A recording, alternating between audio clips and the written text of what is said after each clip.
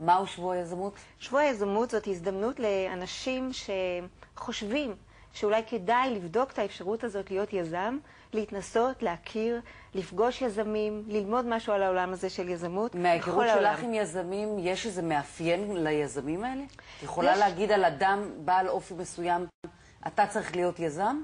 קשה להגיד את זה. יש המון מחקרים שנעשו ברחבי העולם על הנושא הזה של האם אפשר לאפיין יזמים. יש כמה דברים שאנחנו יודעים על יזמים שמשותפים לכולם. קודם כל, זאת אופטימיות בלתי נלאית, היכולת לראות את העתיד בוורוד, והדבר השני זה כושר התמדה. היכולת ליפול ולקום עוד פעם וליפול עוד פעם ולקום. כן. וכל היזמים הגדולים שאנחנו מכירים עשו את זה. הם נפלו וקמו, ונפלו עוד פעם וקמו. בתרבויות שלא מרשות לשגות, שאין להן סובלנות לטעות, אנחנו רואים מעט מאוד יזמות.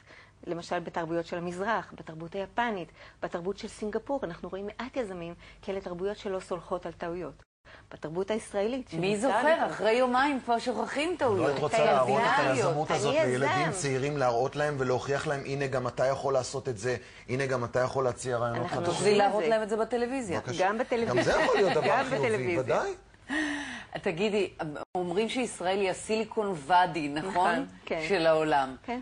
וזה באמת נכון? או שזו רק תדמית? יש פה המון יזמי הייטק?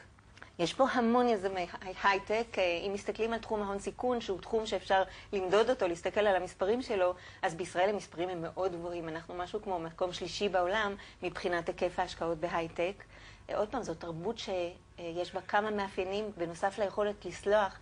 יש גם חוצפה, אוקיי? יכולת לחלום, לעשות דברים בלתי אפשריים. אם תרצו, אין זו אגדה. נכון. יש יכולות טכנולוגיות מאוד גדולות שבאות בעיקר מהצבא ומהתעשיות הביטחוניות, שהמדינה משקיעה המון כסף בנושאים של תקשורת ושל תוכנה, של הצפנה, תחומים שזולגים אחר כך לתחום האזרחי.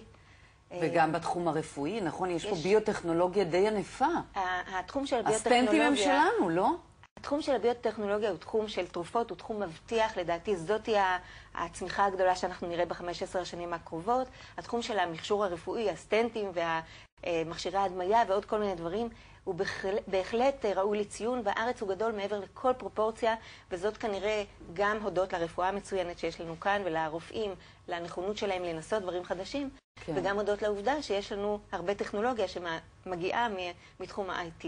אז מי שרוצה להיות יזם, ויש לו איזה רעיון, מה הדבר הראשון שאת מציעה לו לעשות? קודם כל, לדבר על זה עם אנשים.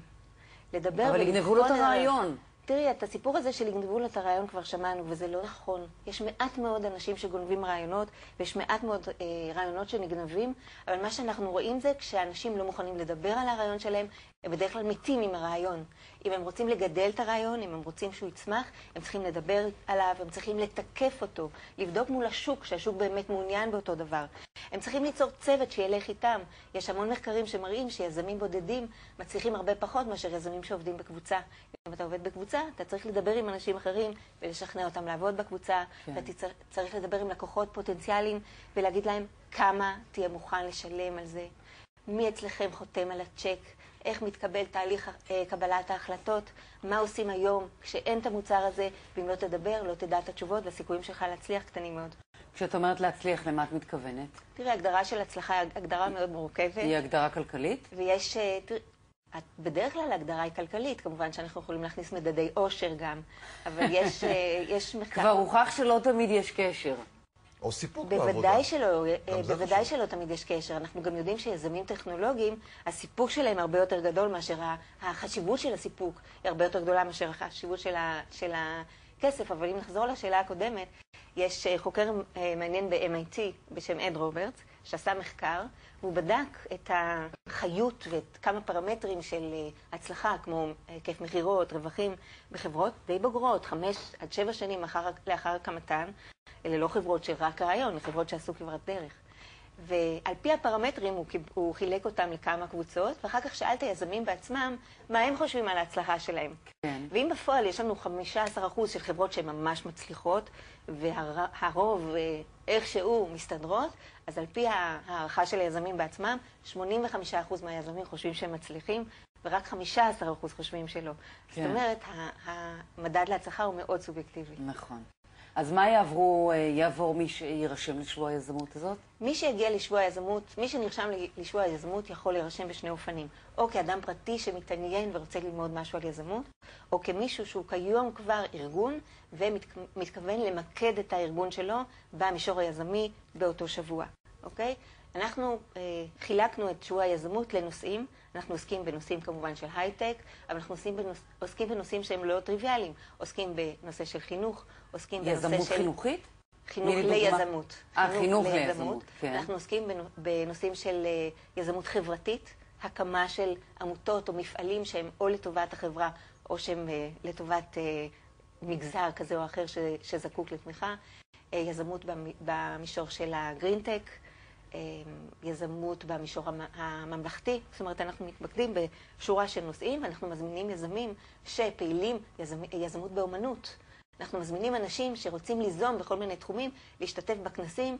כל הפרטים על הנושא הזה נמצאים באתר שלנו. שם הם יקבלו כלים איך להצליח כיזם? הם יקבלו כלים, תהיה להם הזדמנות להיפגש עם יזמים ולשמוע מהם את הסיפורים האישיים שלהם, ללמוד מההצלחות, ללמוד מהכישלונות ולקבל גם את ארגז הכלים. יש מישהו מפורסם שלוקח חלק בשבוע הזה? יש הרבה מאוד אנשים מפורסמים. תראי, אף אחד לא יגיע לארץ. השבוע הזה הוא שבוע גלובלי, הוא מתקיים בעשרות מדינות ברחבי העולם. כן.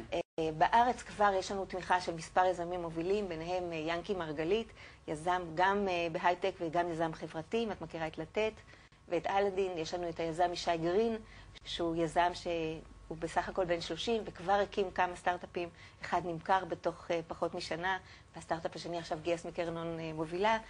יש לנו תמיכה של משרד התמ"ס, של משרד החינוך, של משרד המדע. יש לנו הרבה תמיכה של הרבה גופים. נדמה לי שזה יכול להיות מעניין עבור הרבים שיש להם רעיונות שמסתובבים בראש ולא מיישמים אותם עדיין. תודה רבה לכם למתנו על הדברים האלה. אנחנו יוצאים להפסקה קצרה וחוזרים עם ירון לבנה והתשובות לשאלות שלכם. גלגל המזלות עוד מעט.